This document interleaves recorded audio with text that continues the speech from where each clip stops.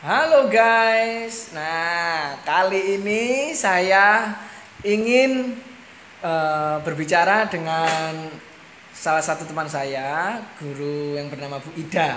Nah, beliau guru bahasa Indonesia.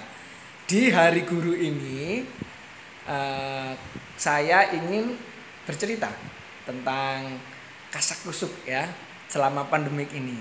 Bagaimana kelanjutan ceritanya? Ikuti saya. Halo teman-teman, jangan lupa like and subscribe channelnya Pak Azrul ya. Terima kasih. Oke ya, kali ini saya berbicara dengan Bu Ida. Halo Bu Ida. Halo. Oke, saya mau tanya-tanya ya Bu Ida ya. Boleh. Gini. Mau tanya apa sih? Ya, saya mau tanya, ini kan memperingati Hari Guru ya. Hari Guru ini saya ingin tanya-tanya yang pertama tentang ini. Hari Guru pada tahun ini kan tidak seperti biasanya ya. Hari selamat Hari Guru ini atau apa namanya itu peringatan Hari Guru yang dilaksanakan tahun ini berbeda dengan tahun sebelumnya. Di mana tahun ini tahun corona ya. Kalau saya bilang ini adalah tahun corona. Di mana tahun ini kita tidak bisa berjumpa dengan siswa secara tatap muka. Nah, saya bertanya yang pertama ini. Apa sih makna Hari Guru pada tahun ini menurut Ibu daripada tahun sebelumnya? Menurut saya Hari Guru yang ke-75 untuk tahun ini itu jelas sangat berbeda dengan hari-hari guru yang lain-lain yang sebelum-sebelumnya. Karena Hari Guru yang sekarang ini memang bersamaan dengan adanya pandemi COVID-19.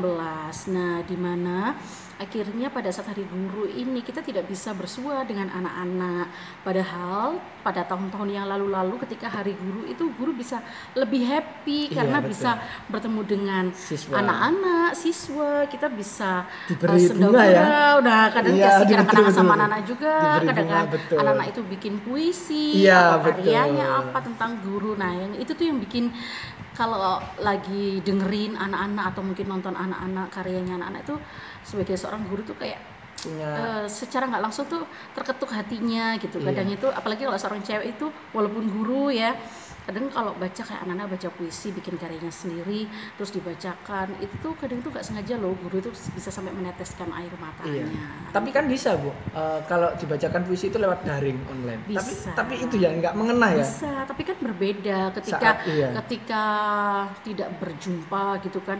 Apalagi biasanya kita kan berjumpa dengan anak-anak itu mungkin kita tuh bisa namanya kadang anak-anak itu salim ya kan. Iya betul. Kadang sampai berpelukan sampai begitu ya karena ada pandemi ini akhirnya semuanya itu harus ya dilalui dengan secara daring ya kan. Baik Bu, jadi gini, perbedaan itu ya tadi ya, perbedaan tahun memperingati Hari Guru tahun ini sama sebelumnya. Yang saya tanyakan lagi Bu Ida ini kan guru bahasa Indonesia ya, mengajar kelas berapa Bu Ida?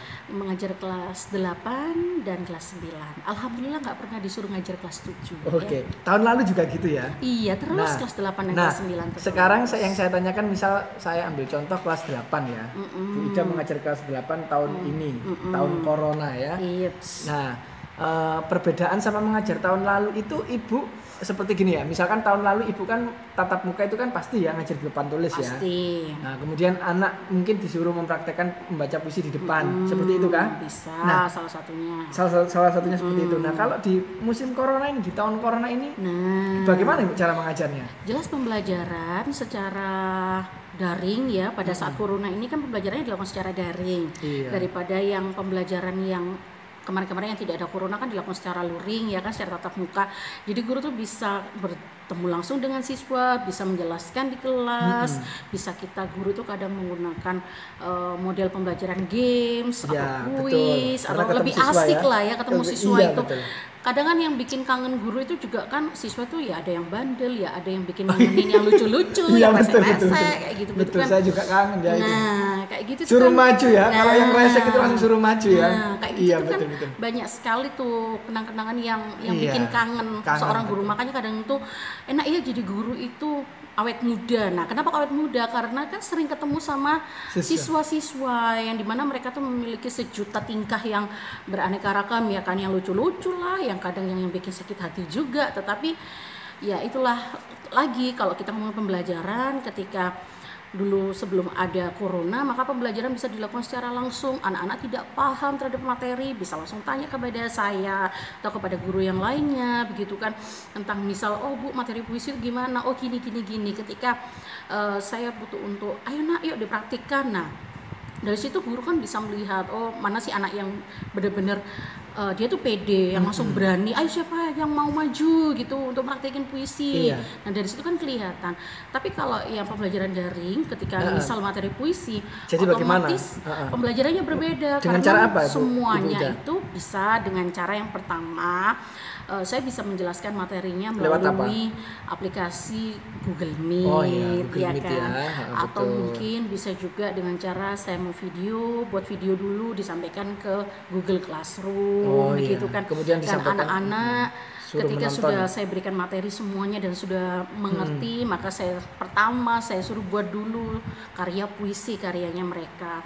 Setelah Lalu? itu saya suruh praktikkan. Nah, otomatis praktikannya Bagaimana bagaimana cara caranya? mempraktikkannya, Karena iya? kan di rumah, Di ya rumah, kan. Maka caranya ya mereka harus membuat video. Jadi mereka membaca puisi tapi di video. Nah, seperti itu kan sensasinya itu berbeda. Iya, Nah, kurang greget ya. kurang greget karena ketika mereka mempraktikkan baca puisi bisa aja mereka ketika itu di kamar mereka sendirian, mereka nggak akan merasa gemetar atau mungkin ada tantangan tersendiri. Berbeda ketika mereka itu mempraktikkan di kelas, Oke. ditonton guru banyak teman-temannya. Nah Oke. seperti itu tuh mentalnya tuh lebih keren lah kayak Iya. gitu loh. Baik, berarti Perbedaannya. perbedaannya ini ya lebih turun ya. Saya lihat-lihat dari cara mengajar kok kan harus cara, kalau saya melihat ya cara mengajar juga sudah mulai turun ya. Padahal itu sudah istilahnya keren ya, atau sudah berteknologi dengan Google Meet kan. Iya.